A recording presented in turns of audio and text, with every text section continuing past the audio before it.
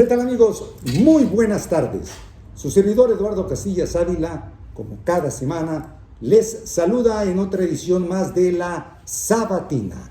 Hoy vamos a tocar un tema que espero sea de su interés y agrado. Iniciamos. Bien, compañeros, pues hoy, como les decía, vamos a hacer un ejercicio que para mi gusto pues no quisiera nombrarlo tan importante como de carácter histórico, pero bueno, yo creo que posiblemente sí lo sea, porque este ejercicio que vamos a hacer es un ejercicio que se hizo miles de años atrás por uno de los más grandes filósofos de la historia, precisamente por Aristóteles, el de esta gira.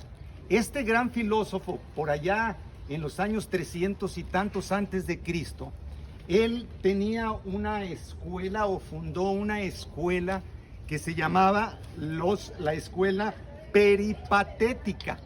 Esta escuela peripatética era un círculo filosófico en la Grecia antigua y él lo desarrollaba en su escuela, en su lugar, que era el Liceo.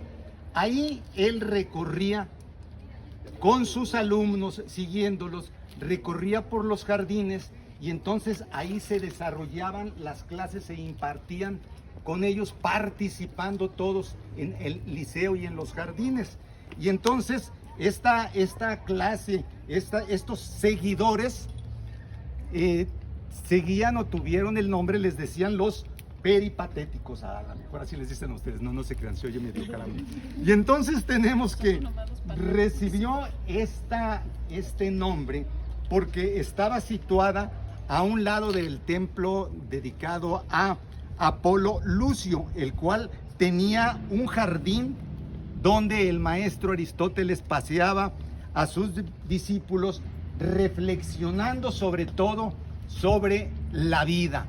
Sobre esto reflexionaba, en griego quiere decir peripatein.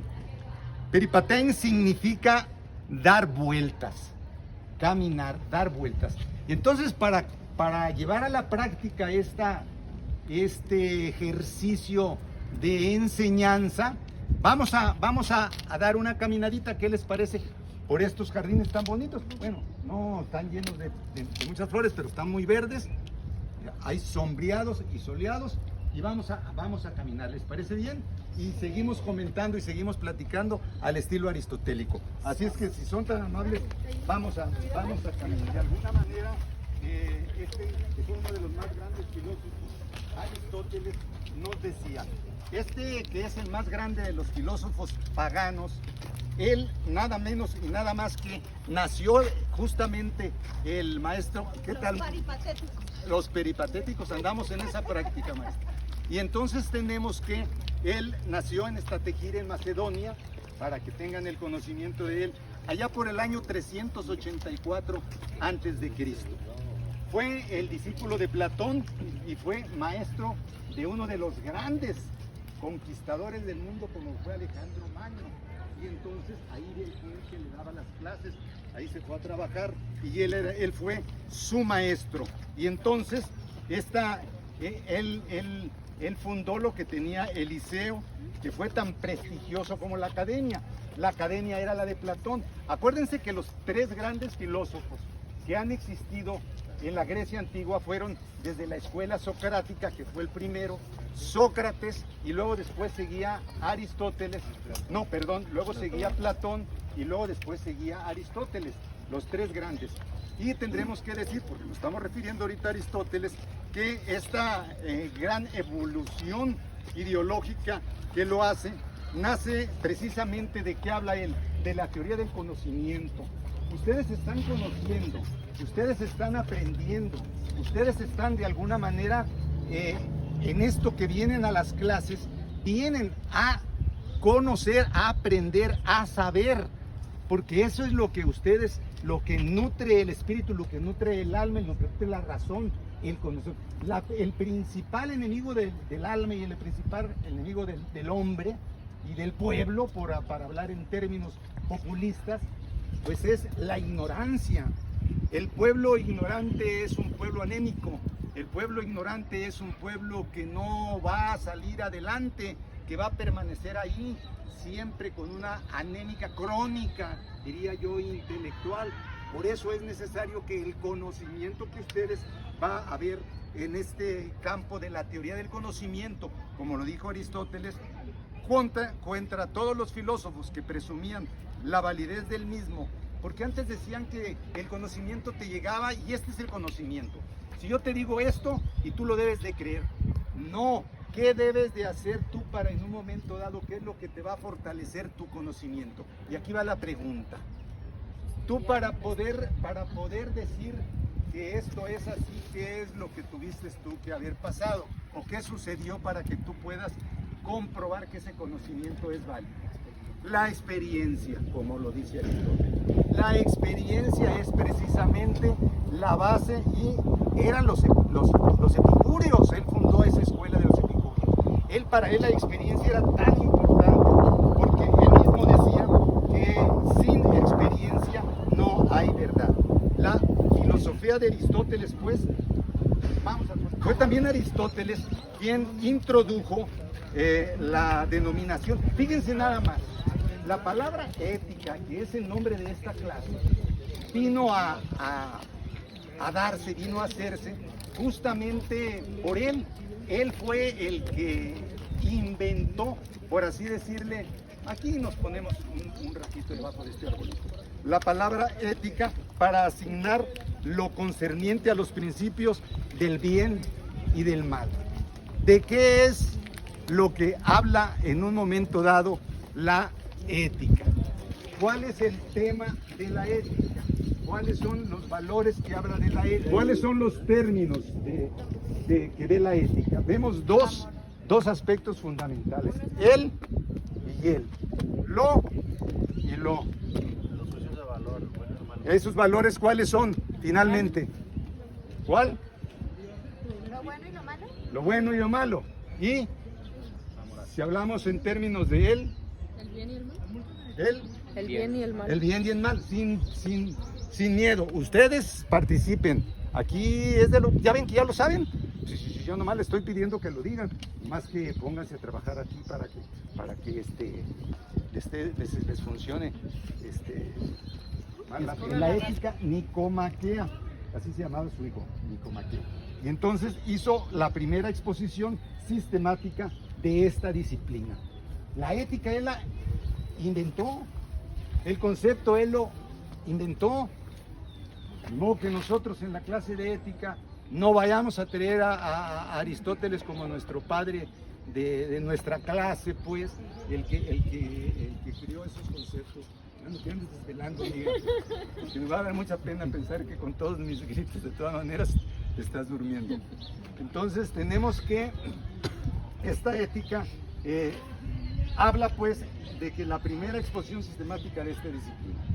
Ahora bien, a ver, ¿cuál es el bien supremo para Aristóteles?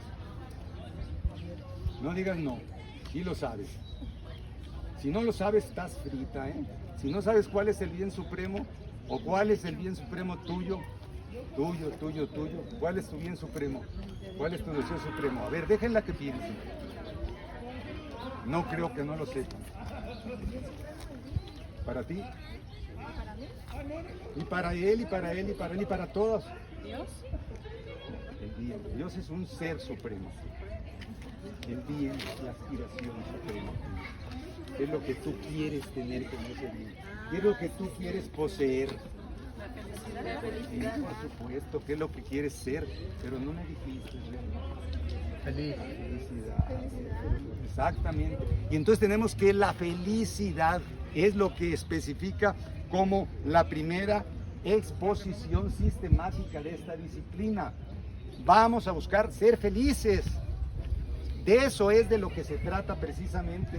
Ya para concluir, Aristóteles pues hablaba de lo que era la filosofía práctica, porque aquí existe la confusión que ahorita tú dijiste con la moral, y entonces se viene a confundir lo que es la moral con lo que es la ética. No es lo mismo. Los principios éticos y los principios morales se parecen, pero no es la misma cosa. La filosofía práctica es la Maestro, disciplina. La moral, yo tengo una duda. La moral es un valor de la ética, ¿no? Así es, por eso mismo, pero la moral no lo estudia la ética, la moral lo estudia la filosofía. La filosofía moral es el análisis moral, es el análisis del comportamiento desde un punto de vista filosófico. Para la disciplina dicta las reglas. La filosofía moral, la ética te dice, te portas bien y te portas mal, y te portas bien así y así y así. ¿Y por qué te dice que debes de ser una buena estudiante? ¿Por qué te dice que no debes de robar? Porque ya se fue con la filosofía a la filosofía moral a preguntarle cuáles eran las conductas morales o los principios morales sobre los que la ética va a tener que decir. Y entonces la filosofía práctica es la que va a dictar las reglas a que debe de someterse la conducta humana. Es la filosofía práctica la moral, porque moralmente no está bien. Entonces dice la ética, pues sí, tienes razón, moral, es inmoral esto, no está bien. ¿Me captaste? ¿Sí? ¿Sí?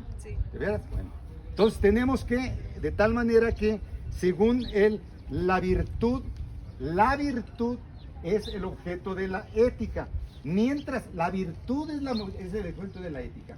La virtud, tú eres una mujer inteligente, una mujer hacendosa, una mujer creativa, una mujer noble, una mujer leal, una mujer romántica, una mujer... Bueno, ahí le paramos, no vayan a pensar aquí que no le estoy declarando. Entonces tenemos que las virtudes son las que se van a dar por la ética.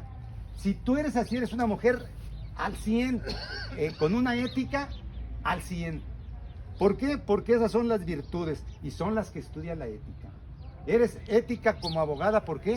Porque eres estudiosa, porque eres puntual, porque eres cumplida y porque no eres corrupta y porque no vas a llegar a ofrecer y porque no te vas a vender.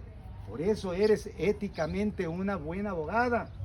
¿Y por qué eres una buena abogada? Porque moralmente no lo eres así. Traes tus principios morales que te enseñaron en tu casa, a no mentir, a no engañar, a no traicionar. ¿Sí me entiendes? El antecedente de la ética es la moral. Entonces tenemos que moralmente primero y luego después llegar a lo que es éticamente. Esto no se les va a olvidar, me cae que se les olvida. Tienen que tenérselo bien grabado para entonces, siempre. Para concluir, supremo bien aristotélicamente, ahorita ustedes fueron muy Felices. Eso.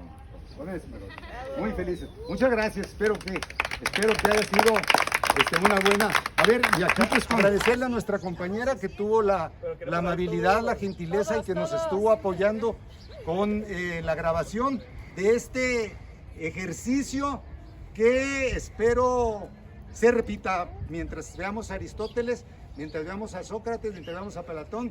Y bueno, si ya estamos centrados, hay mis alumnos lo van a decidir. Por lo pronto, hoy fue una clase, para mí, muy bonita, para mí una clase muy agradable. Ahora sí que cumplí al 100 con uno de los principios aristotélicos, que fue el de la felicidad. Soy un hombre, un maestro inmensamente feliz, haciendo lo que me gusta y con mis alumnos, que es lo que más aprecio. Hasta la próxima. Sale.